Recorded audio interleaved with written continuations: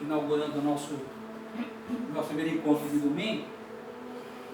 Nós estamos ao vivo também agora pelo Face.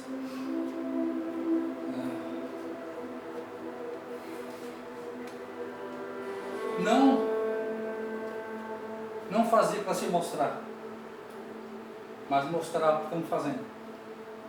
É bem diferente de você fazer para se mostrar.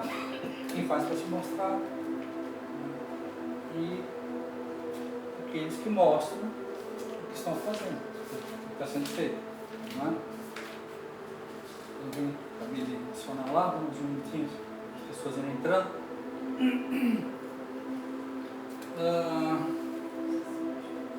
Nós deixamos um restinho da aula de quinta. Novo Pacto Caraguá Church é uma igreja, essencialmente uma igreja de ensino. Tem a igreja evangelística, deixa eu achar um pouquinho aqui. Tem a igreja evangelística, tem a igreja de cunho pastoral, tem a igreja apostólica, né? Igreja de mestre, né? Tem a igreja profética. Tá? Por quê? São os 5 dons, 5 graças que Deus deu. Vai lá na tua Bíblia, lá, no livro de Efésios, capítulo 4, versículo 11, 18. E Cristo mesmo deu para a sua igreja, em primeiro lugar, apóstolos, profetas, pastores, evangelistas e mestres, com vista ao aperfeiçoamento da igreja. Tá? Então, a igreja pode funcionar numa dessas 5 graças. Tá? Nenhuma delas é mais importante que a outra. As 5 elas se completam. Não é? Então, a característica da Novo Pacto Caraguá Church, ela é essencialmente uma igreja de ensino. Tá? Então, a nossa pegada aqui é muito mais a pedagogia do que liturgia. Tá? Se você tem vontade de saber um pouquinho mais a respeito do plano e propósito de Deus, quer saber um pouquinho mais a respeito da palavra, tá? Essa é a proposta nossa. Tá? Não somos nem mais nem menos que ninguém. Essa é a chamada, é o manto que está sobre nós aqui, o ensino da palavra. Tá bom? Nós já estamos funcionando aqui, provisoriamente aqui em Martim de Sá, há 6 meses. Não é? Estamos gerando, né? A igreja, borracharia, pizzaria, você abre, né? Pequenas igrejas, grandes negócios, né? Pequenas empresas, grandes negócios. A igreja de Deus, você não abre, ela gera, ela é um ser vivo, né? Então ela tem que ser gerada. Não é que você vai lá, abre o negócio, põe um badulac lá, põe a placa na porta, não. Ela tem que ser gerada, ela tem que começar de cima para baixo. Né? As minhas potencialidades, as minhas capacidades não produzem a igreja de Cristo na terra. O que produz a igreja de Cristo na terra é o envio, é a vontade dele. Tá? E a vontade dele ela vai sendo gerada. É isso que nós vamos trabalhando.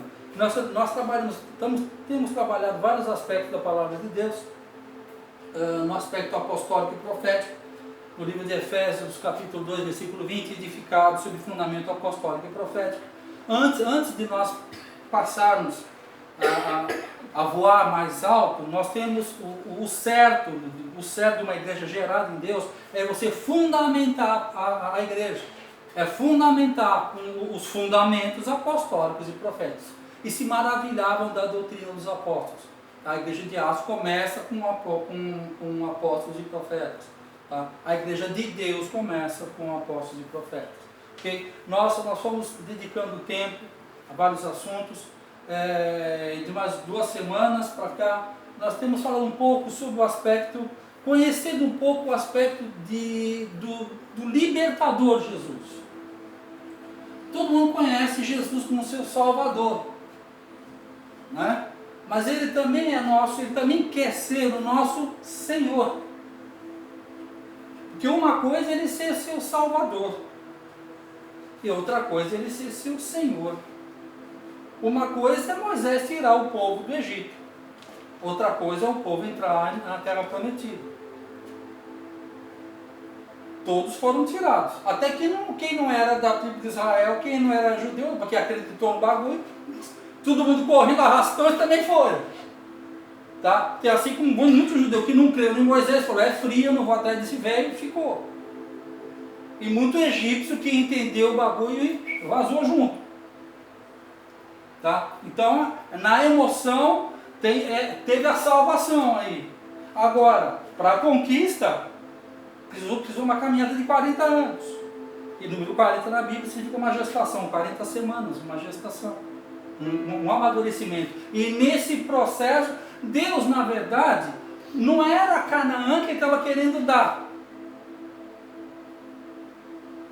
Preste bem atenção nisso. Não era Canaã que era a terra prometida. A real promessa era o amadurecimento do percurso. Deus, quando te faz uma promessa, ele faz, a promessa que ele te faz, o interesse, se ele quisesse te dar na hora, ele te dava na hora. O que impede de Deus de te dar na hora? Nada. Agora, por que as promessas que te dão e demandam tempo? Porque ele quer trabalhar na sua vida, ele quer te transformar na profecia que ele te deu. A minha chamada aconteceu numa quinta-feira de 1992. 1h30 da manhã de quinta-feira de 1992. Falei, uau, agora eu vou que vou. Você vai sim. Agora eu vou trabalhar a sua vida para transformar naquilo que eu falei a teu respeito. Porque quando Deus te dá uma promessa, você pensa que você vai tomar posse de imediato, ou no máximo, que a nossa paciência aguenta, é médio prazo. Mas Deus sempre fala conosco do ponto de vista do caráter eterno. Nós que temos uma tendência de colocar isso para o nosso cronos. Mas Deus nunca fala conosco de acordo com o meu tempo cronológico. Mas sempre do kairos dele, aion ou roland dele, do lugar chamado eternidade. Tá bom? Então é isso que nós estamos construindo aqui. Vocês que estão acompanhando aí ao vivo pelo Face, é isso que nós estamos construindo aqui. Nós estamos construindo uma mentalidade apostólica e profética. Okay? Porque esse é o fundamento. Depois, sobre esses fundamentos, vem os fundamentos pastorais, evangelistas e de mestre. Okay? A gente estudando um pouquinho sobre o caráter de libertação. Na quinta-feira passada, nós falamos sobre até a mulher samaritana. Quase todo mundo, se vocês conhecem. Nós abordamos o caráter da mulher samaritana, dos 5 maridos, que nós entendemos também, estudando isso, que na verdade na religião samaritana havia 5 deuses. Baal, que significa marido, senhor. Então havia 5. O Jesus falou, você teve 5 deuses. Esse que agora você tem não é seu, porque é o judaísmo, e eu sou o 7º. O número 7 na Bíblia é o número perfeito de Deus. Tá? Isso nós estudamos na quinta-feira. Né? Aí eu pensei, puxa, que milagre, eu consegui pregar tudo numa noite. Não, pegadinha do texto, eu não consegui não, é que eu esqueci. Porque como eu mesmo acreditei que eu consegui fazer a pregação, o ensino numa só noite, eu não fiz o resto. Eu falei, consigo 6 páginas, geralmente não passa da segunda, da terceira página. O fato é que eu cheguei na 6ª página, eu falei, acabou o assunto. A hora que eu fui deitar, eu falei, não, faltou quase que o principal, entender todo o porquê disso. É que nem final da novela, vocês vão saber quem foi que matou o Odete Roitman, né? Entendeu? Eu contei todo o negócio, contei tudo e não falei quem matou o Odete Roitman. Tá? Então, qual é o sentido da coisa aqui? Por que ela ia buscar água ao meio-dia? Tá? Geralmente a mulherada se reunia para buscar água ou no começo ou no final da tarde. Não é? Geralmente, tá? O que é ensinado é porque ela teve 5 maridos, tinha um caso, então ela tinha vergonha, de fato ela sofria, ela podia sofrer de algum preconceito, bullying, algum preconceito, mas a verdade é o seguinte, quando você vai ver o desfecho da conversa, ela vai falando com Jesus, ela tinha uma consciência plena de quando o Messias voltar, quando o Messias vier, ela tinha um entendimento messiânico muito forte. Então, apesar de ela estar em Samaria, está entendendo? Apesar de no passado, pelas suas tradições, nós temos que entender muito isso. A nossa guerra não é contra carne e sangue, mas é contra principados, potestades, dominadores desse mundo tenebroso. Então, quando você trabalha na área de cura e libertação, tá? No sentido até geográfico, cada país, cada região está debaixo de um principado, de uma potestade, de um dominador. Então, geralmente, quando você vai fazer, você começa a fazer um trabalho espiritual numa cidade, tá? Você faz um mapeamento, que nós chamamos de um mapeamento espiritual daquilo, para entender, né, contra quem se está lutando, porque a nossa guerra não é contra carne e sangue. Mas você vai perceber que geralmente em cada cidade há uma característica dominante do povo. Entende? Porque estão debaixo de uma influência. Entendeu? Por isso, quando Paulo vai lá ensinar, estabelece uma escola em Éfeso, que era a capital da adoração da deusa Diana, ele não faz uma questão à deusa Diana. Ele não faz guerra espiritual, não faz nada, ele coloca uma escola, porque conhecereis a verdade vos libertará. Quando você cria um standard alinhado com a palavra de Deus, o que é de Deus destrói o que não é de Deus. Então não adianta nada você fazer uma batalha espiritual se você não colocar o fundamento apostólico e profético. Por isso tem lugar que faz campanha e não muda nada. Porque, né, se faz a campanha e você não estabelece, você joga a sujeira para fora, não fecha a porta, bate o vento, bate tudo para dentro da vez. Tá? Então, no caso dela, qual era o problema dela? Ela teve esse histórico de adoração dos 5 deuses que nós estudamos. Se você quiser saber, entra lá no Novo Pacto Caraguá no YouTube, vai ter a aula lá, de quinta-feira. Tá? Eu faço a primeira, segunda, terceira e quarta parte dessa aula. Né? Agora, ela não adorava mais. Você teve 5 deuses, 5 maridos. Esse que você tem agora não é o teu. Por quê? Ela estava no judaísmo, mas ela já estava no entendimento do Messias. Vocês entenderam? Por isso que Jesus foi até lá para falar com ela. Porque ela já esperava o Messias. Tinha uma convicção, né? Ela já havia nela uma convicção. Ela não tinha exatidão dos fatos. Nem do tempo. Mas ela vai vir. Então, estão entendendo isso? Ele se moveu porque Jesus ele andava debaixo de uma unção e orientação do Espírito, que é uma coisa que é principal para você que quer andar com Deus. O primeiro princípio que você tem que andar com Deus é o envio. O ministério de Pedro, enviado aos judeus. O ministério de Paulo, aos gentios. João Batista, voz que clama no deserto. Ele fez sucesso no deserto e ele quis clamar no palácio. Cortaram a cabeça dele. Por quê? Porque ele estava fora da sua área de jurisdição. Toda vez que um homem de Deus, uma mulher de Deus está fora da sua área de jurisdição, ele corre um risco de vida. Se lembra que nós falamos numa aula dessa aí, os 4 pontos cardeais? Onde, quem, o que e como. Para você que está aí, o onde, o quem e o que e como. Onde? Para mim, Caraguatatuba. Quem? Esses dois que estão aqui me ouvindo e vocês que estão doidos para vir junto aqui, mas estão com medo. Pode vir. O que? Reforma apostólica e profética e novo pacto. Como? Pelo ministério do ensino. Já sei tudinho que tem que fazer. Quando eu sei que eu tenho que fazer, eu ando debaixo de fé, porque está substancializado. Agora é só andar isso, e isso faz com que isso funcione. Porque eu sei quem sou, sei de onde vem e sei qual é o propósito da minha existência. Então ninguém me engana, não sou levado por vento de doutrina.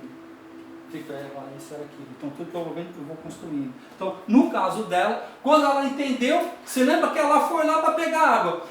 O conhecimento dela foi atualizado. Jesus falou, sou eu. És tu, és tu. O que ela faz? Quem lembra? Ela vai deixa a água ser corrida. Deixa o cântaro. Vai atrás do pessoal lá. E vai atrás do pessoal da cidade. Quem foi para a cidade antes dela? Os assuntos. Pregaram para quem? Ninguém. Ninguém. Foram lá pegar. Hã? Foram atrás de benefício. Está entendendo? Os ministros foram para aquela cidade para obter um benefício. A mulher que teve um encontro com o apostólico e profético vai para lá, a despeito de tudo e de todos, da sua própria condição, vai lá e fala, tenho visto um homem que tem falado isso. Sigam. E o interessante é que o testemunho dela é tão importante, de uma mulher, que eles vão. Não será ele? Isso. Aí depois, mais pra frente, fala, já não é mais por você que nós vamos, porque o cara é fera, né? É o cara mesmo. Que isso que é mais legal, porque não parou nela, porque o verdadeiro testemunho nunca pode parar em si. O verdadeiro testemunho você pode se apontar a respeito dele. Tá? Eu tinha esquecido de fazer esse fechamento, tá? Para explicar o porquê, né? O porquê de tudo isso. Porque era aqui 5, estava ali, estava com vergonha da religião e não estava andando junto. Por quê? Nós estamos sabendo disso, sabe? Tinha uma hora que fica difícil se você andar com pessoas que estão numa outra crença. Porque nem todo ouro é igual. Tem ouro 13, tem ouro 21, tem ouro, né? É ouro. Mas nem tudo que é ouro puro. Tem mistura com materiais ferrosos, né? Nem todo mundo que se diz crente é. E tem uns que são crentes, então são crentes que tem uma misturinha ali, meio samaritano, meio ali. Então você vai depurando. Tá bom? Então, porque isso aqui nós fechamos. Deu tempo o pessoal chegando mais aí também, né? Para a gente inteirar hoje. Hoje nós começamos um outro estudo. Um outro caso clássico de libertação, né? Cadê eu aqui? Onde é que eu estou? Onde eu estou? Nossa, caramba.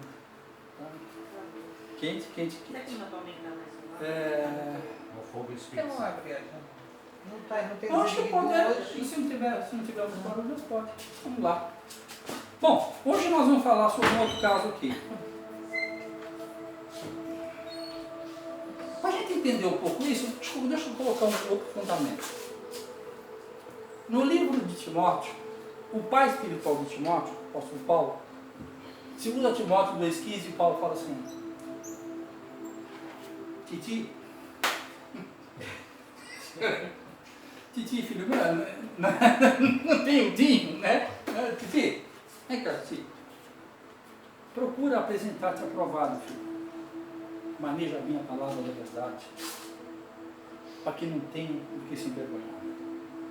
Faça aí, fatal. Abra-te, né? Então, procura apresentar-te a Deus aprovado, filho, que maneja bem a palavra da verdade, que não tem do que se envergonhar, né? Então, com conselho, né? Aconselho-te, né? A paternidade nunca manda, a verdadeira paternidade sempre aconselha. Quando aquele que manda em você não é teu pai, não, ele é o teu dono, tá? Não pode ir, tá? Não é de Deus, não. Tá bom? Então, aconselho-te disso, aconselho-te. Aí que funciona, tá? Eu já fiz essa pergunta. Vamos ver quem lembra. O que eu preciso fazer para ser aprovado? Aprova. Ei, Ganhou um copo de água. Eu estava esperando essa pergunta faz já uns 2 meses. O que eu preciso fazer para ser aprovado? Aprova. Quando a gente pergunta, quando eu faço essa pergunta, esse material é extraído do pastor Marcos de Souza Borges, do Corte, homem chamado mesmo por Deus, chamado e reconhecido. E essa palavra que eu vou compartilhar com vocês, uma fã fala, eu fui atropelado por ela. Tá? 2000, eu não me lembro exatamente quando. E eu fui transformado por ela. Tá? Que esse é o caráter da libertação. Né? Ela é, o sangue de Jesus me liberta. O sangue de Jesus me comprou. Agora a cruz é que vai me libertar. O sangue de Jesus te salva, mas somente a cruz te liberta. Amém, glória a Deus. Por isso você, apesar de você ser um salvo, você percebe áreas na tua vida que você está totalmente agrilhoado. Por quê? Porque falta a cruz. De modo geral, a igreja evangélica no mundo tem pregado somente a salvação. A salvação que Jesus morre no seu lugar, a salvação substitutiva. Mas o que fala na palavra é que a salvação ela é inclusiva. Ou seja, eu tenho que morrer com Ele. Se morrer com Ele, ressuscita com Ele. Ele morreu por mim para que eu pudesse morrer com Ele na cruz e ressuscitar. Quando fala uma nova criatura, não é um cara melhor, é um cara nunca visto. Depois, quando fala lá de nascer de novo, não é um cara que tem uma mudança de comportamento, mas é um cara que tem uma transformação na sua essência. É um outro, não é um Tex arrumadinho, é um Tex nunca visto. É uma nova criatura. Por aqui de Deus que eu falo sobre isso novamente. Tá? Mas aqui nós vamos falar agora da mulher cananeia. É um outro caso de libertação. Você vê como é que Jesus, aqui agora, tem esse aspecto prático. Essa palavra que eu vou pegar, essa palavra eu ouvi, eu fui pregado por ela, eu fui impactado por ela. E aqui ele faz em 2 Timóteo 2,2, aquilo que ouviste, isso mesmo transmiti a homens que sejam fiéis. 2 Timóteo 2,2, se não me engano. Tá bom? Bom, então vamos lá. Abra para mim, por favor, no livro de Mateus, capítulo 12, versículo 43 ao 45. Quem achar, lê rapidinho. 12, 43, 45. 43 a 45. E quando o espírito imundo tem saído do homem, anda por lugares áridos, buscando repouso, e não o encontra. Então diz, voltarei para a minha casa, de onde saí, e voltando, acha desocupada, varrida e adornada. Então vai e leva consigo outros 7 espíritos, piores do que ele. E entrando, habitam ali. E são os últimos atos desse homem, piores do que os primeiros. Assim acontecerá também a esta geração má. Isso. Então fala de uma casa que foi limpa, vazia. Ok? Então aqui, a primeira coisa que nós temos que entender. Libertação é para crente, não é para incrédulo. Tá?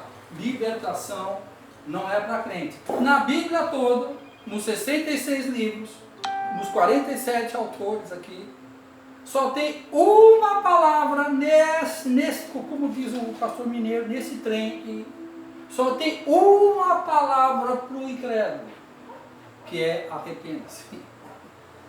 O resto, esse é um livro espiritual, para espirituais.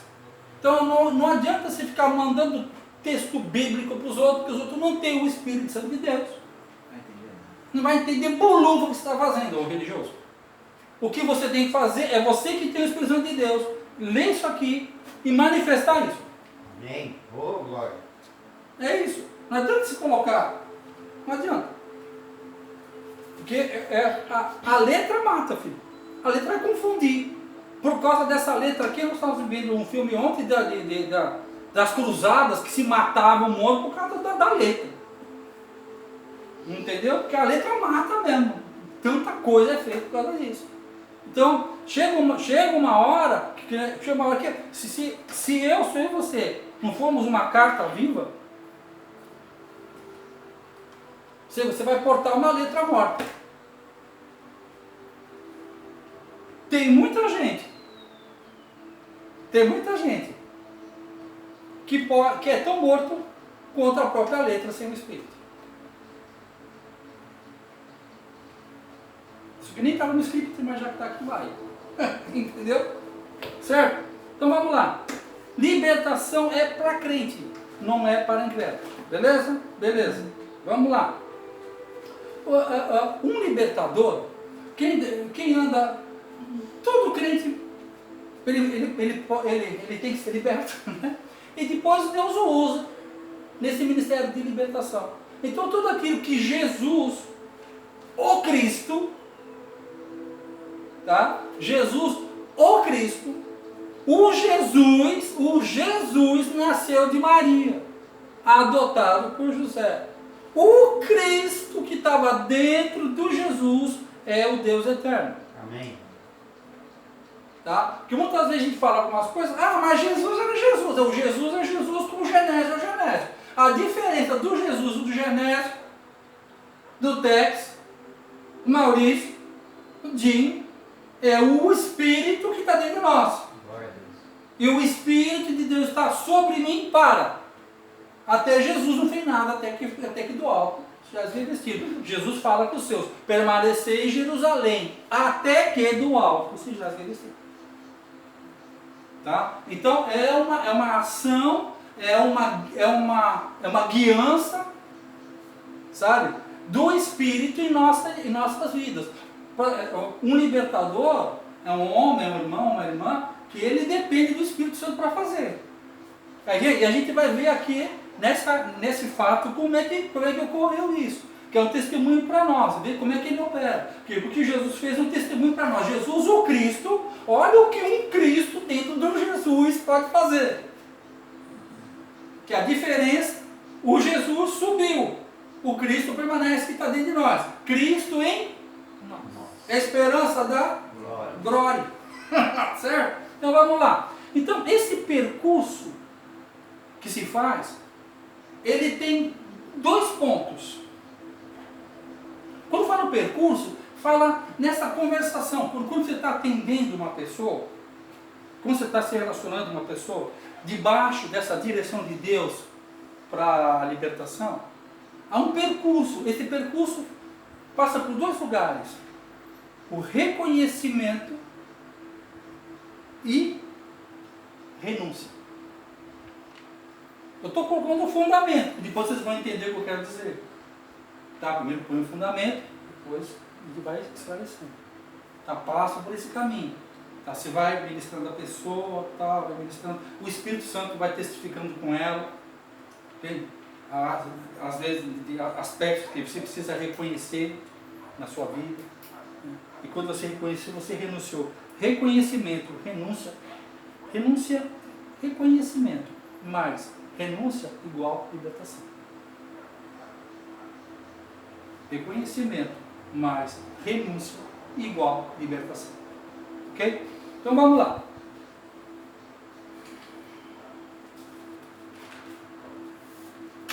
Antes de a gente entrar aqui, deixa eu ver se tem mais uma coisa que eu preciso colocar. Beleza. Agora vamos ao texto. Livro de Mateus. Você pega também aí na sua casa aí, você liga, você abre. Livro de Mateus,